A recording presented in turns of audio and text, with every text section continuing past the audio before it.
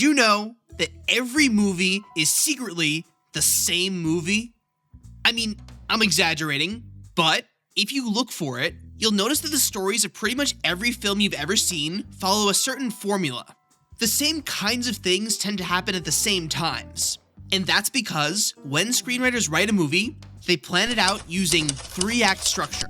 If you're interested in writing and the craft of storytelling at all, this is something you have to know. So what is 3-act structure? It's a way of organizing your story into sections to make sure it hits certain beats. And it's sort of a combination of this thing you probably learned about in middle school, you know, exposition, rising action, climax, falling action, resolution, and Joseph Campbell's hero's journey. According to Campbell, every story in existence follows this pattern, where the main character, the hero, starts in a safe and familiar place, leaves it to face all kinds of obstacles and challenges, overcomes them, and returns having changed in some way. If I were to summarize 3-act structure as briefly as possible, here's how I'd do it. Act 1 is the introduction. We're introduced to the setting and the main character, who's living their life until a big problem gets thrown at them that they are not prepared to solve. Act 2 has the character facing a whole bunch of different obstacles, where they're trying to solve that main problem, but they don't know how yet. The stuff they're trying isn't working. Until Act 3, where they finally figure out what they've been doing wrong, beat the bad guy, win the day, and return to their regular life, having learned something and changed in some way. Now, not every story follows this formula. Sometimes people who talk about this stuff get flack for saying you have to follow these steps, and retroactively cram every pre-existing story into this format. First off, stories that use this tend to be a certain length, which means a lot of mediums are either too short to make it work, like comics and short stories, or too long, like a TV show. Modern plays and musicals have a 2-act structure, which is totally different, and Shakespeare plays have 5 acts. 3-act structure is most commonly found in novels and, of course, movies. Even then, though, not every novel and movie. You won't see this in screwball comedies and spoofs with barely any plot, parts of a series that aren't telling a complete story on their own, or heady art house movies that try to push the envelope. But you can safely assume that every major blockbuster you've ever seen follows 3-act structure very closely. Let's get into specifics. Here are all the parts of 3-act structure and how they work. Pick any one of your favorite movies at random, and odds are you'll find that they all have these exact things happen in this exact order. We begin with Act 1, the introduction, the exposition. We see the setting for the first time, meet the main character, and get a sense for what their regular day-to-day life is like. Give us a baseline. But, more specifically, Act 1 is going to show us some kind of flaw in the main character's life. They might not even know there's a problem, but they're doing something wrong. And even though we can see it, they don't know they need to change, yet. The most important part of Act 1 is the inciting incident. Incite meaning start, and incident meaning thing that happens. The inciting incident is the thing that starts the actual story. A big shakeup happens in the main character's life, and they're gonna spend the whole rest of the story dealing with it. They get recruited for a job, they enter a competition, somebody gets murdered, a new supervillain shows up, they meet the love of their life. If you're having trouble figuring out what the inciting incident is, it's usually the first event described in the summary blurb. Then we're into Act 2. It's worth noting that the 3 acts aren't equal length. Act 2 is double the length of the other ones. So Act 1 is 25%, Act 2 is 50%, and Act 3 is 25%, give or take. Act 2 can be pretty loosely structured, but it takes the form of a bunch of smaller obstacles for the main character to face. The inciting incident has shaken up their life, so now they're in this new, unfamiliar situation, trying to get their bearings. They mostly do okay in these scenes, but they're not really nailing it, not hitting it out of the park. They're struggling. And the reason they're struggling is because of that flaw we saw back in Act 1. They're trying to solve things the same way they always have, but that's not gonna work. This new challenge is gonna require them to learn something new and change their approach. But it's gonna take a long time for them to figure that out. Act 2 can generally be split into 2 halves. We have the first half, where the main character is getting their feet wet and figuring things out, learning about their new situation. Then we get to the midpoint of both Act 2 and the whole story, which is some kind of huge event that raises the stakes. Then in the second half of Act 2, things get a lot harder and a lot more serious. Act 2 as a whole tends to go one of 2 ways. Either The first half has the main character freaking out and flailing around, going, help, what do I do? But then at the midpoint, they finally get a big win. And in the second half, they go in with a little more confidence against even tougher challenges. Or the main character starts the first half feeling way overconfident. They think, I got this, and get through without noticing all the mistakes they're making. Until the midpoint absolutely rocks them. And they spend the second half getting absolutely pummeled by stuff they have no idea how to deal with. One more thing in Act 2.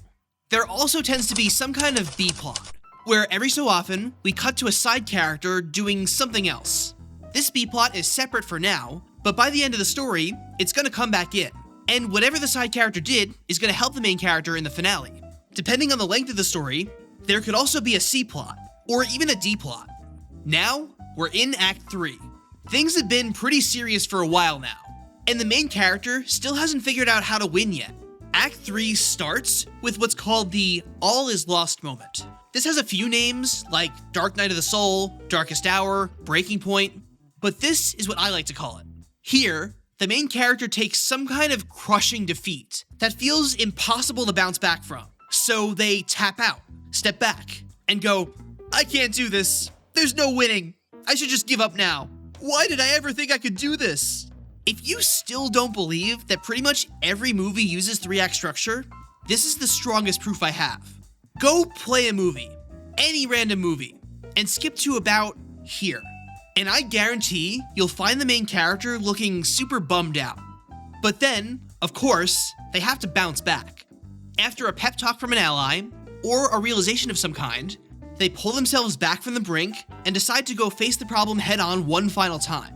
But they're not just deciding not to be sad anymore. There's more to this moment. Let me remind you of the journey the main character has been on this whole time. There's something about them that they need to change. We saw it in Act 1, and it's the reason they kept failing in Act 2.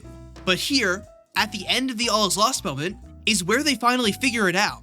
They realize, oh, I've been so stupid. I've been doing all these things wrong the whole time. I need to change, and then I can win. This leads into the climax, where the main character goes into the final battle. Unlike before though, they know what they need to do. They've changed. So they fight, and they win. Most of the time. If the story is a tragedy, the main character won't learn, won't change, and they lose at the climax. But most Hollywood blockbusters have a happy ending, so you're gonna see a win here more often. And the story ends with a resolution. Now that the main problem is solved, things go back to normal. The ending is going to mirror the beginning, where we get an overview of the main character's day-to-day life. But now, we'll see something different. The main character has changed in some way. They've learned something, and so their life has improved in some way. Now, that overview isn't the only way to summarize 3-act structure. If you go look at other resources about this, they might use different terms for things, or get really granular with every little piece, talking about things like pinch points, or a pre-climax, or saying that the inciting incident has to come at exactly the 12% mark in the story. But I think that keeping things more general makes it easier to understand, and map onto existing movies. If you want a deeper dive than a 10-minute video can give you, I recommend the book Save the Cat, which might as well be called 3-Act Structure 101. So that's 3-act structure. How every movie organizes its story. But why though? What's the point? Why would every movie follow this exact formula? Well, because this structure is a fantastic way to show a really clear character arc. Stories aren't really about the things that happen. They're about the characters and their emotional journeys. And 3-act structure makes that journey really stand out. In Act 1, you introduce a character with a flaw. In Act 2, you throw a bunch of problems at the character that they aren't prepared to solve because of that flaw. Then in Act 3, the character overcomes that flaw and changes. And because of that, they're able to succeed. It's satisfying, and it wraps things up really cleanly, so we can understand the themes of the story. We see the character learn something, and we can leave thinking about how we can take that lesson and apply it to our own lives. If you're a writer, consider using 3-act structure to organize your story. You might even find that you've been unconsciously following it without ever noticing, because it's so natural and ingrained in our cultural understanding of what a story is. If you're just part of the audience, keep an eye out for it. It can be really fun to point it out in your favorite stories, and use it to understand what makes them tick. If you're looking to understand the craft of storytelling, understanding this is the place to start. Don't you know the rules? What rules? You don't... Jesus Christ, you don't know the rules? Want to keep learning? Click on one of the cards on screen to watch a video taking a specific movie and breaking down the story to see how it follows 3-act structure. Or check out the channel page to see our entire catalog.